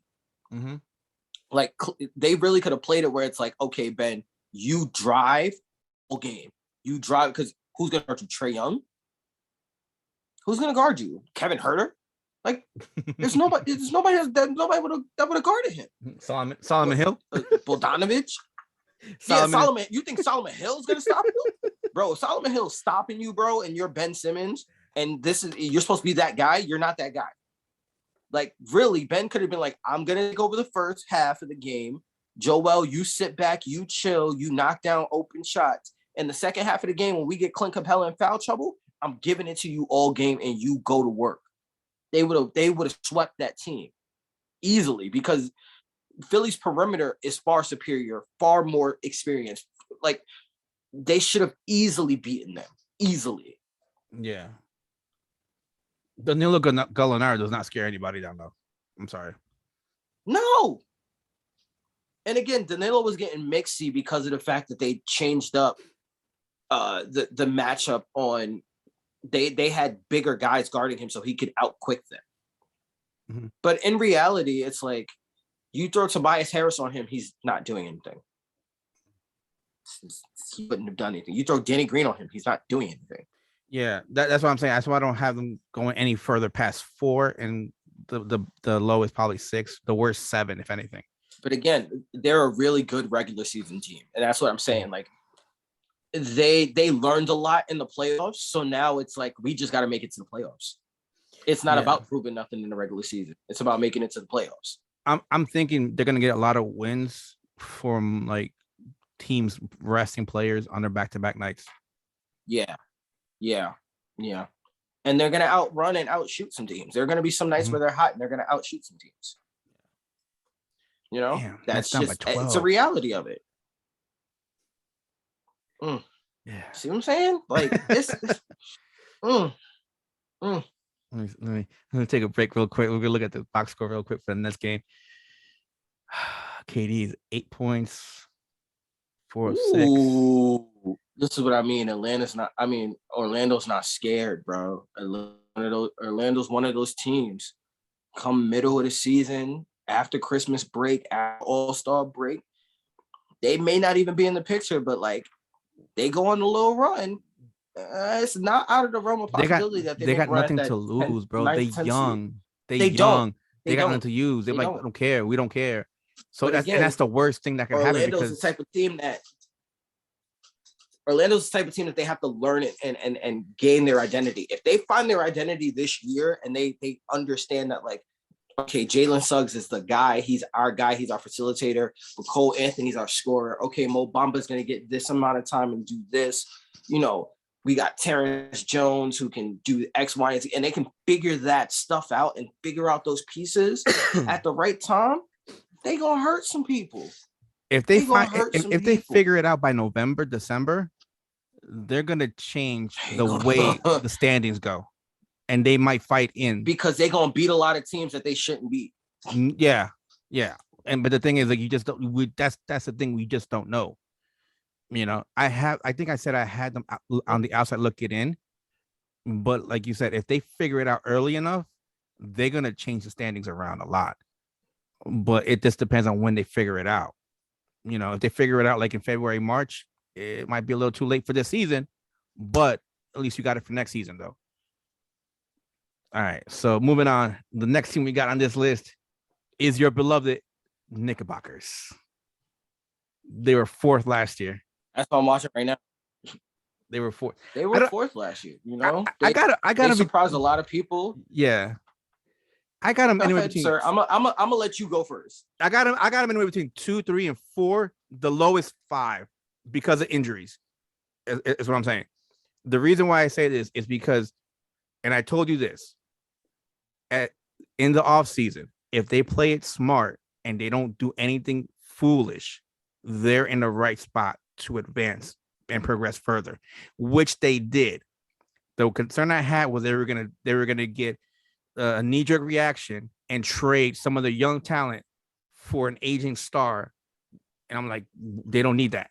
They got the talent. They just need to figure it out, need to add a little more here and there in the offseason, and they'll be good. And they did. They did. They added Kemba in there. Some people, like, I was talking to a friend, he was like, nah, I came out the same. I was like, he's not the same. But compared to Frenchie, he don't need to be. Compared to Frenchie, compared to Elfraid, that's an upgrade, man. That's what I'm looking at. That's better than those two. No disrespect to them, but it's Tibbs got him out here playing defense. Yeah, it's no disrespect to them, like, because you got to have talent to play in the NBA. But what I'm saying though is, you're bottom level, just top, and you get somebody that's, you know, medium, still a French all-star. Yeah, that's good. That's good. That's an upgrade, bro. Like, you don't need a mega star, and that's what I think people have gotten lost in, the whole Heatles thing and that and the Boston Big Three. Everybody thinks, oh, now you need stars. I'm like, you can make stars. You don't always need to find them at you don't need level. A big three. Yeah. It's nice to have a big three, but you don't need a big three. You're good with 2 stars. Who's their second star? They'll figure it out. They have Evan Fournier, which is a good pickup for them because they needed buckets. And you know what? They got it. They got it in Evan. And they didn't go pay off crazy money to him either. Oh, excuse me. Quickly's coming up. Isn't crazy. No, Quickly's coming up. He's balling. You know what I'm saying? So whenever Rose and Kemba go away, Quickly might even start taking minutes away from him. And I wouldn't be mad. You know, the question is, what's going to happen with Kevin Knox? That's the question. He needs to either. I mean, it's a no. Oh my God. Oh my God. No, I think Mitchell Robinson just got hurt. Oh no. Oh. No. Okay, no, he's fine. Okay. The question is Kevin Knox. Kevin Knox needs to.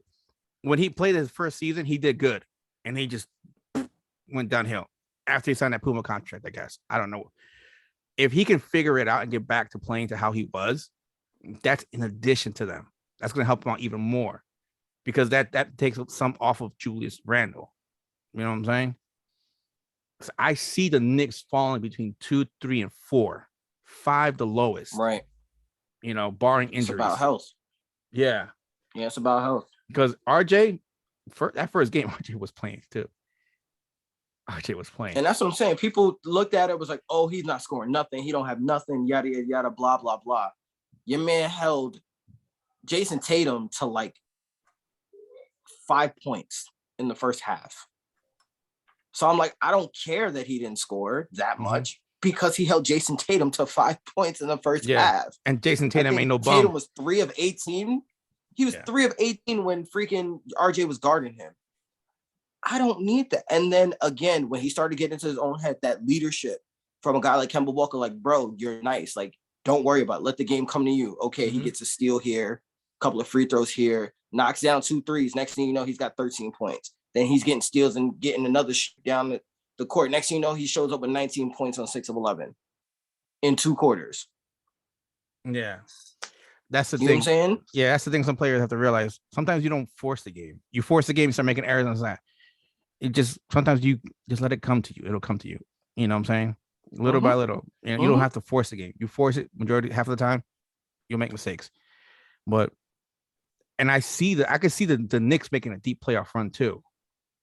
You know what I'm saying? If they make it to the finals, I can't say because it depends on who's going up against them in each round. But I could see them. It depends on how the standings shake out and who's on the other side of the bracket. Yeah, that's the thing. So, how do you see your Knicks doing? I agree with you. Anywhere between 2 to 4, 5, 6, barring like major injury. Like I'm worried about Mitch, but it looked like he may be fine. He might have just tweaked a hamstring or something. So we'll see how that goes. But like barring like a major injury from like Julius or Kemba or Evan or like one of the key pieces, there's no reason why we shouldn't be there and there's no reason why we shouldn't be at the top of the East. One of those top East spots at the end, especially if the Nets don't figure it out. Milwaukee is a good team. I'm not saying that, but I think they definitely did benefit from the chaos at the top last year and all the teams that had injuries, had issues last year. So is Milwaukee that good of a team, or and KD size 18? Yeah, they were literally inches away from getting knocked out by the Nets without their stars. So again, it's so hard to look at a team like Milwaukee and be like, oh, they're definitely number one, because it's like they also didn't get better. They lost a major piece in PJ Tucker. So I think the Knicks can be right there. I truly believe that. I haven't been this optimistic since the Knicks stole the 1 or the 2 spot from the Heat that year, where they were just cooking, and then they got derailed by injuries in the playoffs when they met Indiana, and Melo was banged up and Amari was banged up. But this feels like that kind of year where it's like there's nothing wrong with having expectations. Like there's nothing wrong in looking at that. You know what? I'm gonna fix it around. The Knicks can fall anywhere from 1 to 5. I think that's realistic. Yeah, I really do. I think it's realistic, because I'm going through everybody. I'm just like, okay, the ones that were 1, 2, and 3 last year, you can make an argument for them not making the number 1 again this year. Yeah. So, and it has nothing to do with talent too. It's coaching. Like, yeah, can guys stay healthy? Can guys, do they play a brand of basketball that can lead to a lot of wins when scoring isn't a thing? The only reason why I can't really count Milwaukee out is now Giannis, to me anyway, has a legit jump shot. Yeah. So like, there's no way to stop him now. Like there's just no way to stop him. The one thing I asked him to do, stop the rest of that team? You can definitely stop the rest of that team. So yeah, that's one of those where you go like, okay, just let Giannis get his and just stop Middleton. Stop everybody else. Yeah. Well, speaking of Milwaukee, let's look at Milwaukee now. The reigning champions. They were ranked 3rd last year. And like you said, the biggest loss was PJ Tucker, which was a linchpin for their defense. And I felt like their heart as well, too.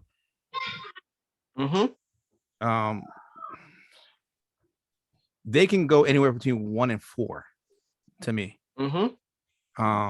Because they're good.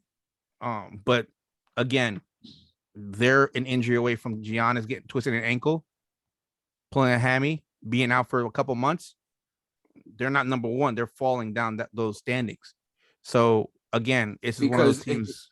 And then you got to depend on MJ Middleton, because your man could look like Jordan one game and then look like, somebody that belongs in the G League or in China or in Europe the next. So you don't know. You don't really know. That's been my issue with Middleton. I was like, they're like, I have the Bucks. I'm like, I'm not going to question Giannis.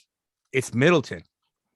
Middleton was. That's the thing. It's not Giannis anymore. Like before, we used to have to be like, does Giannis have it? Like, can he add a jump shot? Can he do that? It ain't got nothing to do with him. The team success ain't got nothing. It has everything to do with him and nothing to do with him. Like, yeah, he needs to be that guy for them to be successful, but he can still be that guy and they can still lose games. Yeah. So I mean, I have him anywhere from 3 and 4, depending on like health. Yeah. They got DiVincenzo back. He helps on the backcourt, but again, the loss of PJ is big for them. Yep. So I mean, what do you see them going at? I think they're a 1 to 1-5. 1-5. Really, Mm. 1-5 to me. Because it's tough. It's tough. Yeah, it is. It is.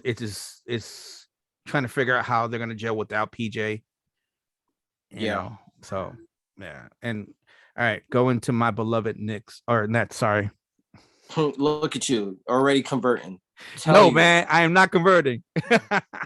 It's slow. It's gonna be a slow transition, but bro, I'm telling you, Nah, I'm not converting. the true spirit of New York is coming out.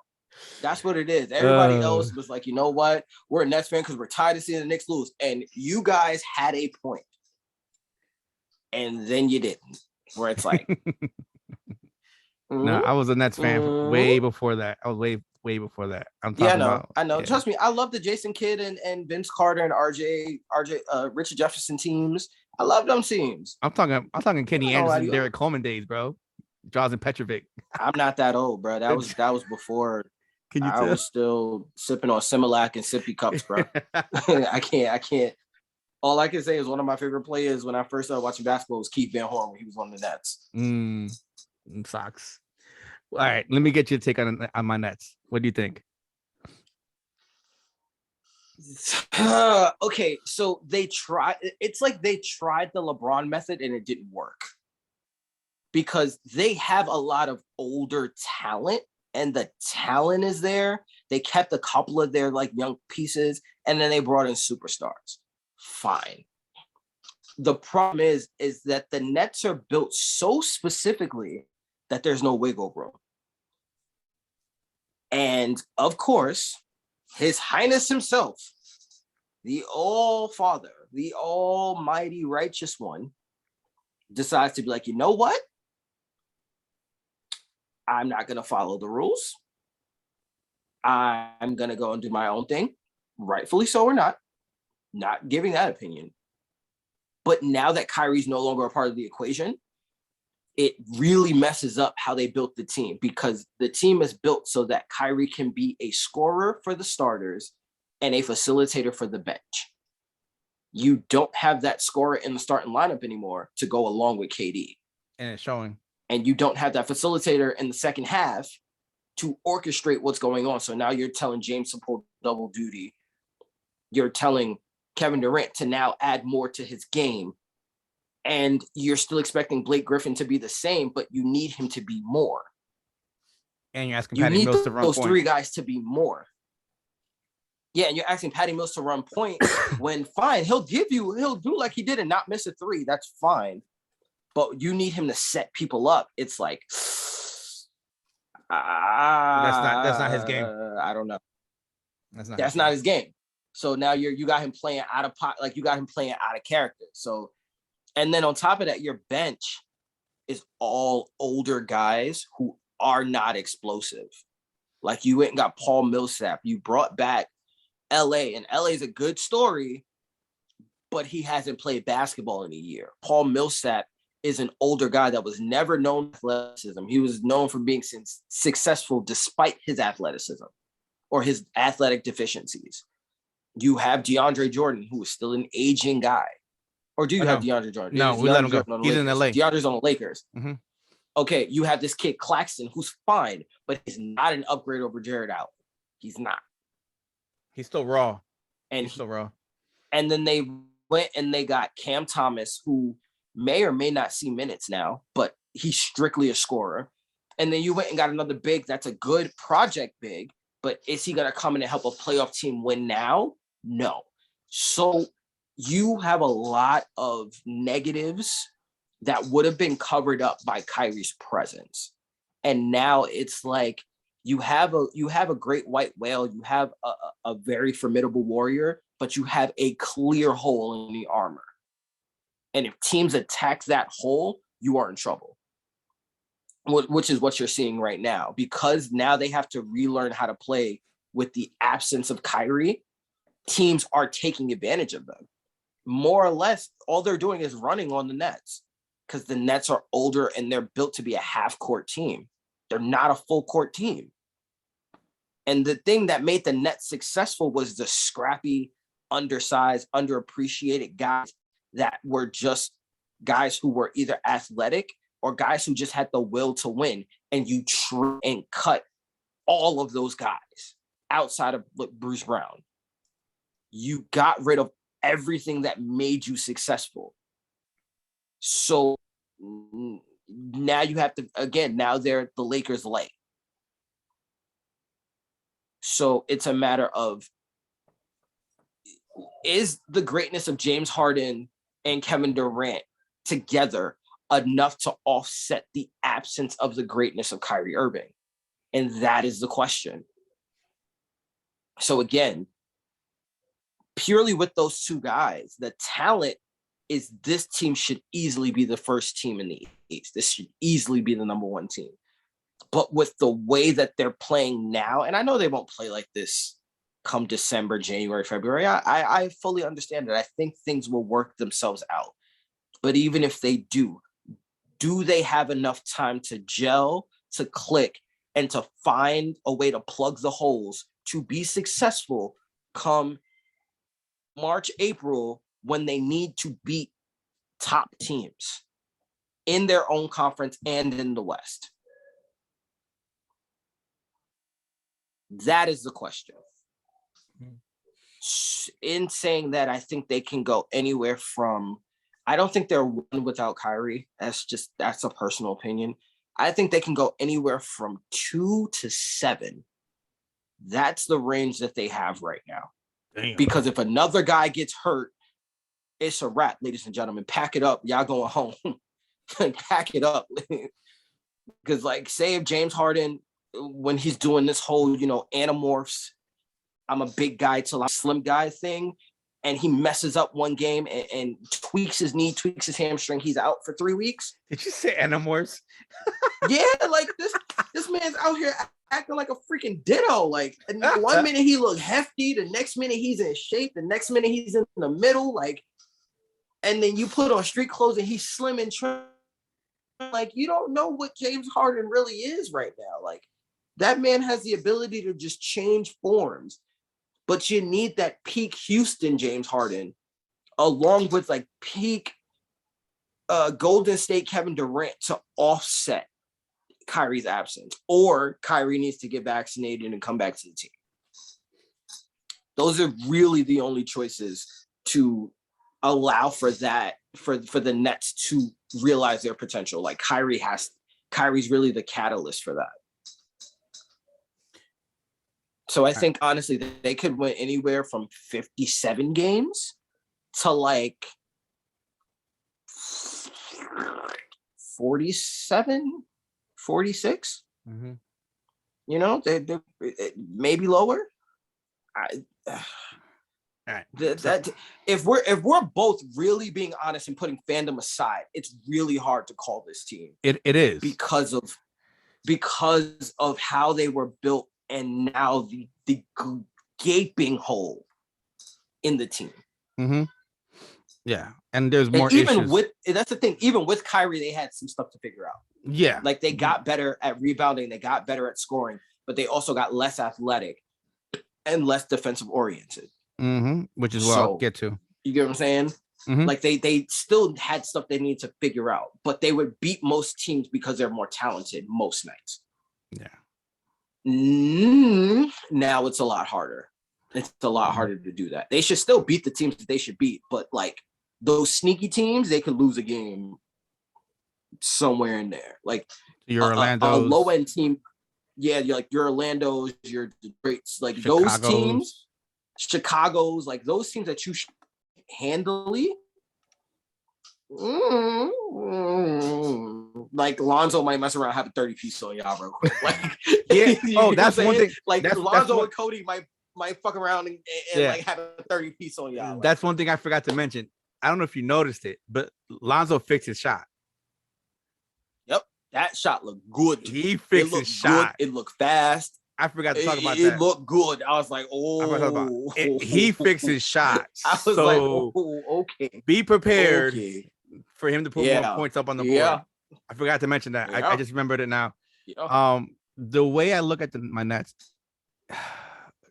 they can fall anywhere from 1 to 5. Anywhere. They're trying to figure it out. We don't know how long it's gonna take to figure it out. They can figure it out in a week or two, and then they can fight for number one. They might not. The biggest loss, and they could be fighting for that middle. Yeah, the biggest loss of free agency was Jeff Green. Not re-signing Jeff Green was huge. I was like, dude, like we need Jeff Green. When you have a Joe Harris out there or somebody that doesn't play much defense, you need a Jeff Green to kind of balance it off a little bit. You know what I'm saying? Not re-signing him, I don't know why. I don't know why I have to look into it. Why he didn't re-sign? They didn't offer him what he wanted or what it was, but it's like, come on, man. I think he may have seen him writing on the wall, honestly. Maybe. He might have seen something that we ain't all see until this year, where it's like, yeah, this place is a house made of toothpicks, so let me get the fuck out of here and go somewhere that's made of bricks and cement, please and thank you. Here's a big issue. Yeah, everybody's talking about the guy behind me, right? But Brooklyn has their own. Joe Harris likes to disappear in the playoffs. And I'm talking about forgot about Joe. I'm not talking about this year. He's done it. That's his thing. And what's annoying is they paid that man. They paid that man. Yeah, they paid that man. Boy, and I'm just like, bro, come on, man. You're getting paid. You're not getting paid to miss, shots to disappear. Gimmies. He been shooting blanks on open shots too. With Julius Randle, I'll let it slide because it's like I think it was his first playoff series, right? Yeah, first ever playoff series. First ever playoff series. You know what? I joke around with you. I busted every Knicks fan's balls about it, but let's be honest. First playoff series for a lot of people, it's a new thing for them. You know what I'm saying? It is what it is. Not everybody's built the same.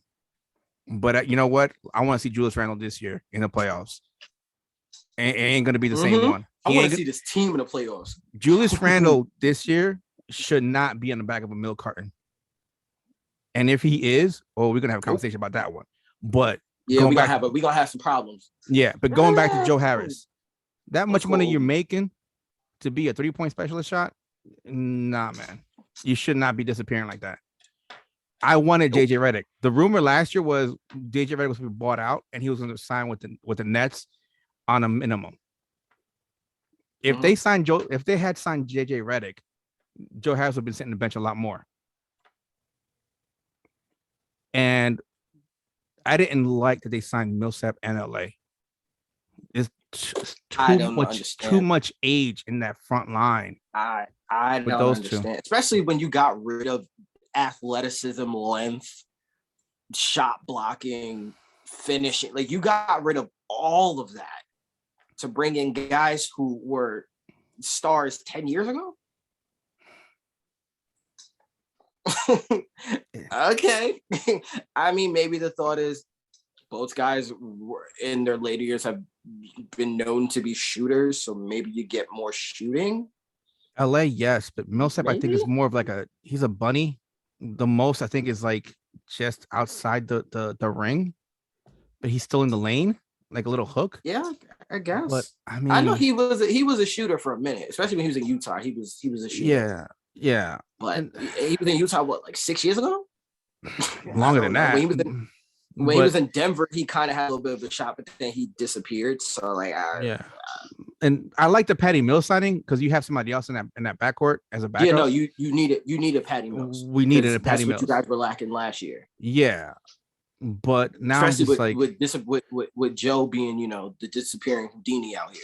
Yeah, but what hurts the most is Kyrie. Kyrie hurts the most. Yep, because that's a bona fide 23-7. Yeah, here the jingle last year and the jingle going into this year is the Nets' biggest foe, biggest enemy, biggest rival is injury and themselves. Last year it was the injuries. This year, now it's themselves. Because running back, KD re-signed his extension.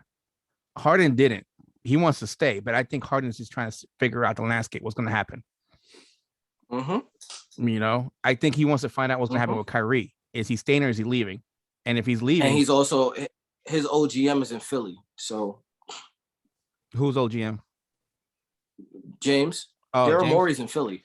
Yeah, I don't know. I think he wants to play with KD. That's why It's just he something came to to look at. Brooklyn. That's all I'm saying. It's just that's what. Yeah, yeah. So I don't know. We'll see. Because Harden did it smart. Harden's like, you know what? I'm not gonna sign it. We'll see what goes. I want to stay. He didn't promise anything. He just said I want to stay, which is different than what Kyrie said when he was in Boston. He's like, no, I want to stay here and whatever. And that's the one thing you don't ever do. People don't realize this. You don't say stuff like that because then you make yourself look bad when you don't resign. If you don't want to say nothing, just say no comment or we're working on it. We'll see what happens. I don't know. It's still up in the air. I would like to stay, but let's see what the team comes up with. Because if you say you want to stay, at that point, if you sign somewhere else, it's like, nah, you didn't want to stay. You know? So this team, if they figure it out, they could fight their way to one because of Harden and KD. The one to watch, they gotta figure it out. The one to watch is Cam Thomas. Yeah. If Cam Thomas, if he can give y'all what Joe can't, then you might be on to something. Well, if he can give us a scoring presence that we need, not counting for Joe Harris's threes, but just the scoring that we needed at least like 15, 20. Doesn't have to be like 30, 40. 15, 20 is fine. Then we're gonna win some games because of those 15, 20 that he got us. So we're gonna scrap it out there. It's just, are we gonna get Cam Thomas, putting out, making like, hey, I was drafted down this low, but I'm making my name for rookie of the year, which is going to be a tough task because of all the other rookies, in this year. So you mean all the rookies in Houston, because that's really where the race starts and ends at this point. All the rookies in Houston. We can say it. We can say it. We can say it. It's okay. It's okay. So we'll see what happens there. But like I said, 1 through 4. The worst I see them is 7. The worst. Yeah. Yeah. Sucks to say. It really does. Yeah. But yeah. The only 3 teams I see having the number 1 spot in the East, the Nets, the Bucks, and the Knicks. That's it. You can make a case for Miami, but there's a lot that has to fall in place for them. There's a lot that has to swing their way for that to happen. Yeah. Same thing with Atlanta. It has to swing their way. But I think there's a lot more that has to swing Atlanta's way to be number 1 than Miami. Yes. Yeah. So, all right. Looking at the last team, my man behind me right here. Ooh, I'm gonna let you go. Lord, I don't have no more words for these people. All right. I ain't got no more words. Team, dog. So this man signed a large contract extension, and last year was his first year on that large money bag extension. It was a max. In that Atlanta series, as we all know, he just disappeared. My man gave up a bunny and passed the ball. It was an easy dunk, man. I'm just like, come on, bro. He was just not. He wasn't himself. He just lost it. Himself. He lost himself. He got the yips. He couldn't take a jump shot. And this is the problem. He never had one, and he never worked on one. You can have a jump shot in the gym. You can have a jump shot in practice, but where is it in the game? Where is it? And you gotta be willing to take and miss them early to get that comfortability. If you want to succeed in anything, you have to be able to learn to accept failure, accept that you're going to fail at one point or another, accept that's not going to work until you work it out. Man, look at all the other guys that never had a jump shot. Look at Giannis. If we go back, look at Julius. Yeah. If we really want to go about it, look back to 2015, 2014. Well, 2015 because he broke the Lakers first game with the Lakers. But yeah, Julius, their field goal position was bad. Why? Because they were working that jump shot, trying to figure it out and get it going. You know what I'm saying? It takes some time. Yeah, you can't be scared to pull that trigger. Nope, you can't. And the thing is, that's the problem with them. Like I've been saying, like I said before, because his game is predicated on being on inside, going inside layups, dunking, all that stuff. You have Joel Embiid in there. Joel Embiid created his jump shot because he knew he's like, I can't stay down there and eat. I have to go out and eat. Created a jump shot, takes his corner 3, does all this. He evolved. Ben never evolved. I mean, Never. and that's the thing. Benden never really had to get a 3-point shot, but he had to get an in-between game. He has enough handle where he should be able to floater, hook shot, step back, That's it. A mid-range jumper. That's all you baseline jump need. shot. He All you ain't need is need a to do mid-range nothing jumper. crazy. No, you don't need a 3. He don't need a 3. No. Because the way he plays, he takes his mid-range jumper, 18-footer, little hook of it. He gonna get fouled. He gonna take that foul shot. You know what I'm saying? Oh, Nets cut it down to 6. Let's go. And The now Knicks just set a franchise for the most threes. who did? They're 20 of 44 right now Who from did? 3. Who? The Knicks. Oh, The Knicks. They're 20 of 44 right now. They're up by like 20. It looks like 24, 25 right now. Yeah, 108, 81. That's what I said about them this year. They have to beat the teams they're supposed to beat and beat them handily. Yeah. Like stop with this, oh, we're gonna play down to our competition. No, I hate that. Get over there. Without Ben Simmons, the Philly team is not the same. It's not. No. That's a lot. Philly team lost.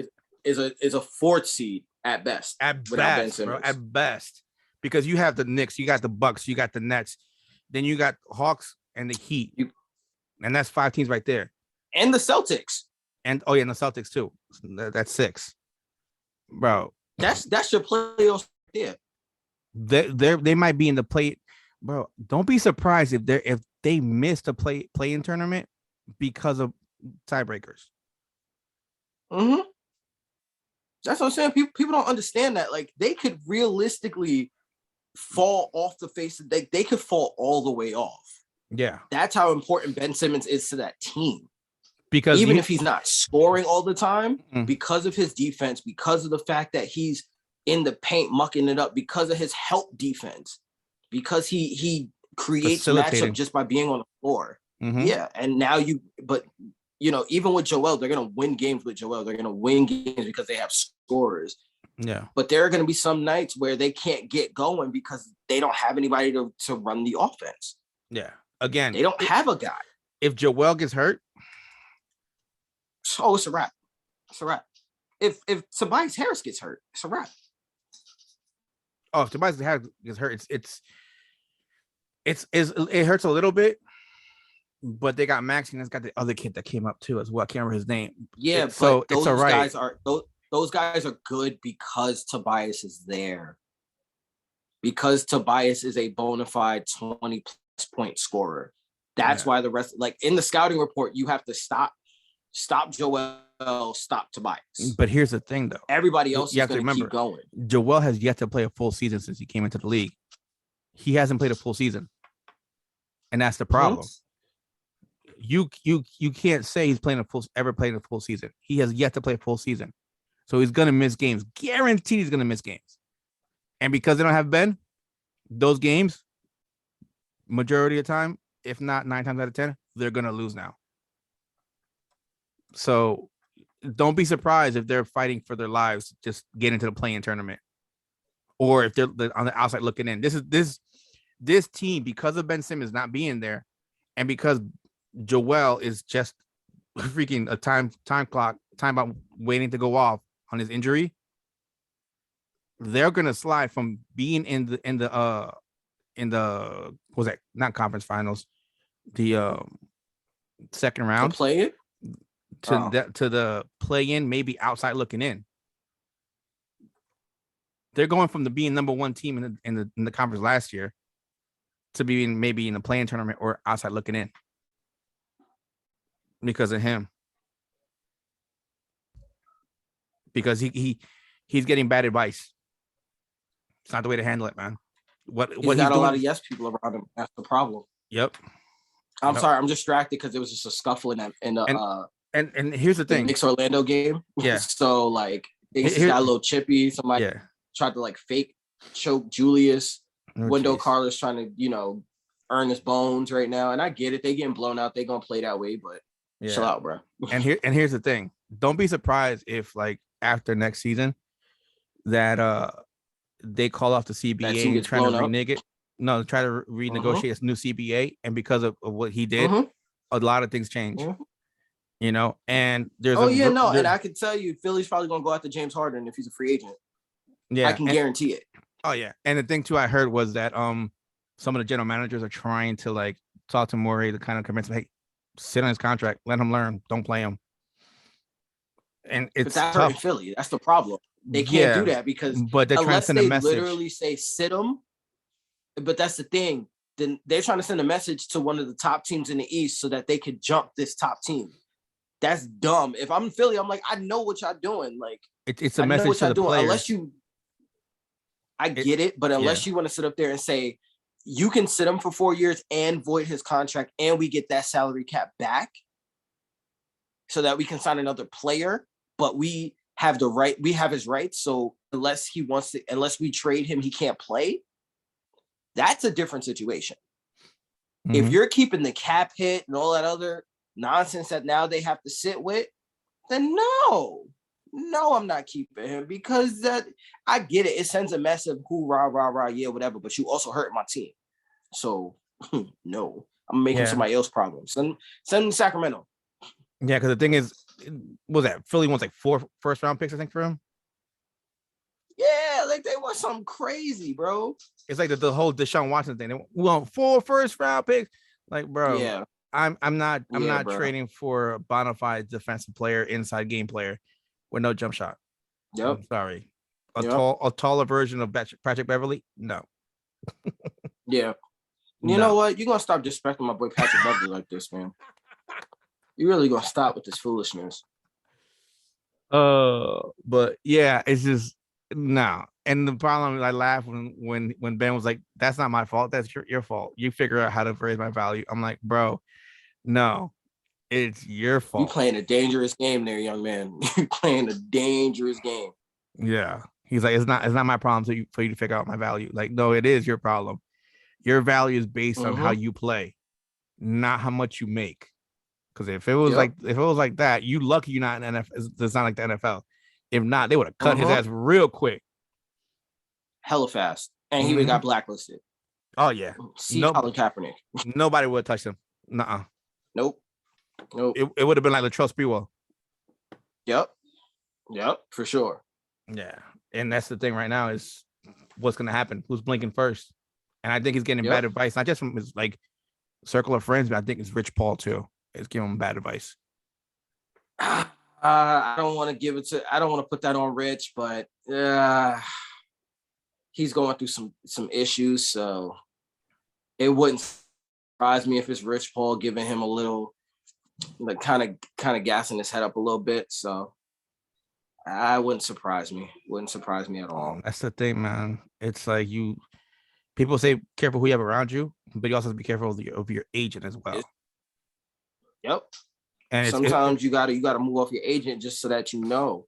Yeah, and it's a lot of stuff coming around Rich Paul, and a lot of issues are starting to see the light little by little about him as well too. So, yeah. So, well, that's been our Eastern Conference preview. Thank you for joining us. Hope you had fun. We tried to make it short, unlike last one. It was kind of long. This one was kind of long too. This one was literally the length of the Knicks game, but we tried. We tried. It's just trying to make it quick, but it happened. We're not going to show what the next one's going to be. Jay, what do you think? Next show's going to be? We gonna see. That's all I'm gonna say. Is we gonna see. We gonna see how this thing goes, because we gonna see. Maybe we'll give it like another month into the season, see how everybody's doing and where we're going and how we feel about certain teams. Pretty much. All right, everybody. Thank you for joining us. We out.